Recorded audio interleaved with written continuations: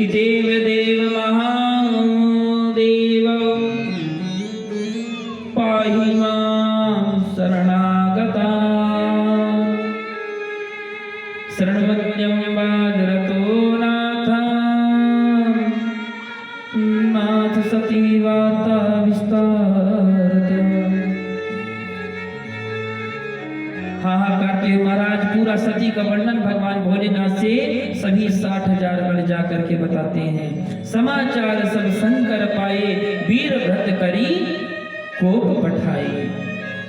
लोभ संहारकारी भगवान शिव ने अपनी जटा में से एक जटा उखाड़ी और दांतों तले अपना ओठ दबा करके महाराज क्रोश पूर्वक उसे पर्वत के ऊपर जटा को पटक दिया और उसी से अत्यंत विशालकाय महाबली भगवान वीरभद्र प्रकट हुए। बोले वीरभद्र भगवान की। महाबलशाली वीरभद्र प्रकट हुए। उनकी 1000 भुजाएं थी, जलती अग्नि के समान उनके केस थे। वे मुंडमाला पहने हुए अपने हाथों में विविध शास्त्रों से लेकर 13 शक्तिपात उत्पन्न हुई। हे तात, जटा के दूसरे भाग से उत्पन्न हुई महाकाली जो बड़ी भयंकर दिखाई देती है, वे करोड़ों भूतों से भी भयंकर दिखती हुई है। और वीरभद्र शिव को प्रणाम करके कहते हैं, कहिए प्रभु क्या आदेश है मेरे लिए। महाकाली और वीरभद्र को सुंदर भगवान आदेश करते हैं कि यज्ञ शाला में जाकर के राजा प्रजापति दक्ष के यहाँ जाओ और यज्ञ को विध्वंस करो। इस तरह से कहते हैं और राजा दक्ष को दंड देकर के ही वापस आना। इस तरह से भगवान भोलेनाथ वीरभद्र को और महाकाली को आदेश करते हैं। उसी समय काली, कत्यायनी, ईशानी, चामुंडा, मंडमरनी, भद्रकाली, भद्रा तथा वैष्णवी इन 9 दुर्गाओं को साथ लेकर के भगवती महाकाली भूतगणों के साथ दक्ष यज्ञ का नाश करने के लिए चली।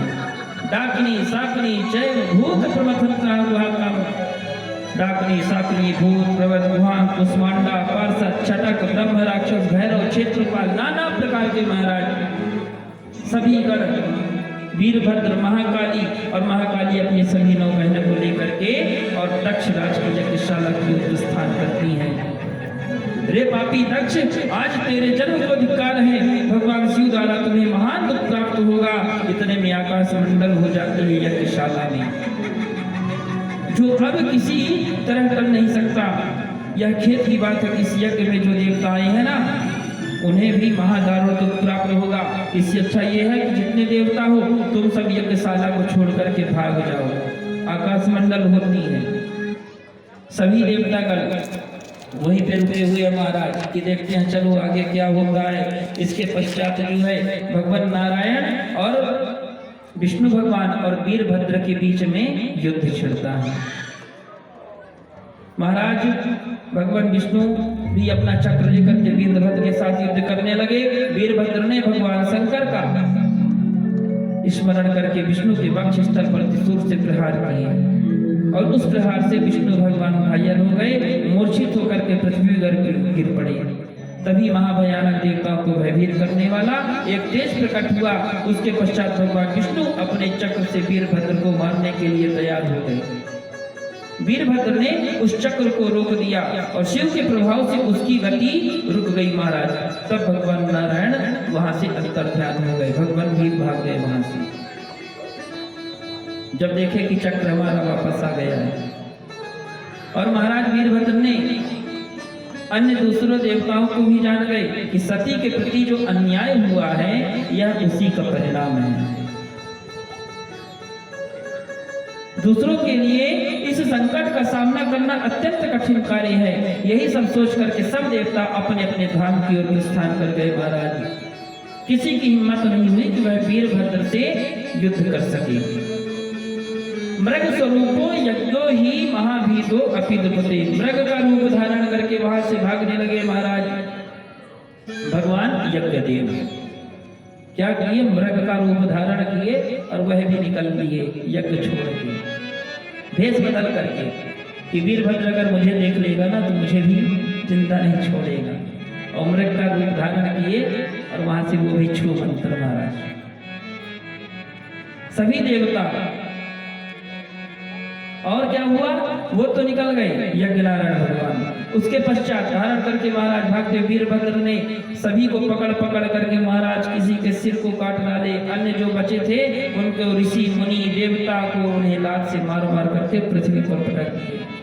प्रतापी जो मणिभद्र ने भृगु को उठा करके पटक दिया और उनकी छाती के पैरों से दबा करके महाराज तत्काल उनकी दाढ़ी मूछ नोच ली और पूखा के दांत तोड़ डाले महाराज।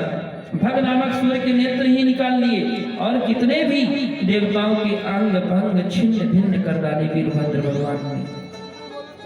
यह देख करके उन्हें बड़ा आश्चर्य हुआ।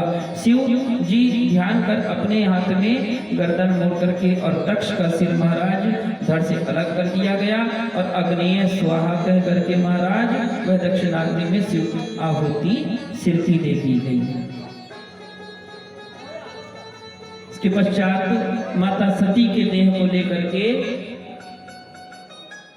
भगवान भोलेनाथ अत्यंत क्रोधित अवस्था में भगवान सती के देह को लेकर के महाराज और भ्रमण करने लगे। हाहाकार मच गया, सारी सृष्टि में हाहाकार मच गया।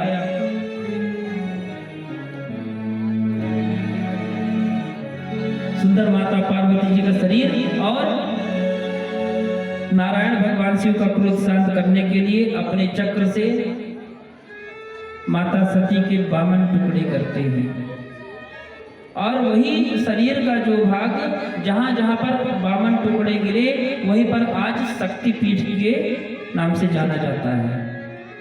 उतनी शक्तिपीठ हुए जहां जहां पे माता सती का शरीर के अंग गिरे कट कट करके। फिर भी भगवान का क्रोध शांत नहीं हो रहा है, भगवान तांडव कर रहे हैं। भोलानाथ से निराला सभी देवतागण स्तुति कर रहे हैं, सभी देवतागण हाथ जोड़ करके विनती कर रहे हैं कि इनका क्रोध शांत हो जाए। आइए हम और आप भी सुंदर तालियों के माध्यम से भगवान भोलेनाथ की स्तुति करें जिससे उनका भी क्रोध शांत हो जाए। बोलिए उमापति महादेव की जय। नमः पार्वती पतये हर हर महादेव।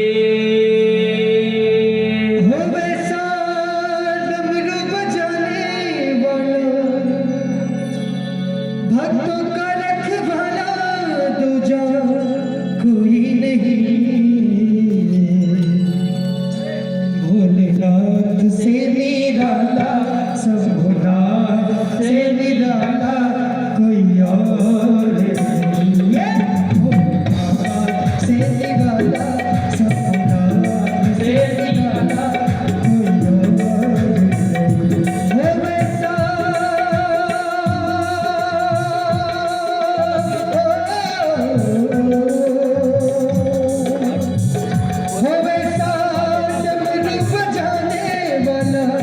कोई नहीं ऐसा डमरू बजाने वाला कोई